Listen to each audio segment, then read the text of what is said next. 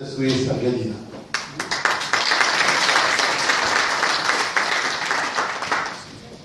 قلت وانا ما فيش حاجه اقولها غير ان انا وزمايلي في البنك وحتى الزملاء الصحفيين من القطاع المصرفي اللي بيغطوا القطاع المصرفي كنا متشوقين للحضور النهارده، نسمع الكلام اللي حضرتك قلته ونشوف الحاجات اللي اتحققت على ارض الواقع، وزائد كده كمان تضامنا مع اخواننا المصريين اللي بيحفروا في القناه الجديده.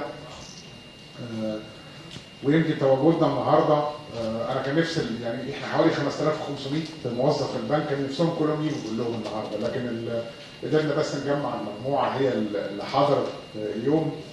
اللي نحب نطمن حضرتك عليه لو بنتكلم عن القطاع المصرفي، الكلام اللي اتقال على ان القطاع المصرفي قدر ان هو يخدم مئات الالوف من العملاء في 8 ايام، وكان منهم يوم كان عندنا بلاك اوت لان الكهرباء ما كانتش موجوده خالص فيه.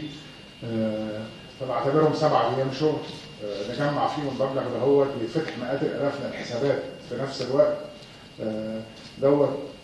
زمايلنا اللي كانوا بيقعدوا ل 12 بالليل في البنوك، والناس اللي هي بتخاطر بحياتها عشان الوطن. فالحاجه الوحيده اللي ممكن اقولها لحضرتك نشكرك النهارده على كرم الضيافه والعرض الشيق اللي تم. انا اتعلمت منه حاجات في الحقيقه، رغم الحاجات اللي قريتها قبل كده، بس في بيانات اكتر عرفناها. القطاع المصرفي، احنا قطاع مصري ان شاء الله مع بلدنا، واي تمويل البلد هتحتاجه بالتاكيد هنكون واقفين معاه زي الاستثمار الاجنبي اللي موجود. ونشكر حضرتك شكر جزيل، واشكر زمايلي اللي جم سواء في قطاع الصحافه او في البنوك اللي حضروا النهارده معانا. اشكر سعادتك، شكرا.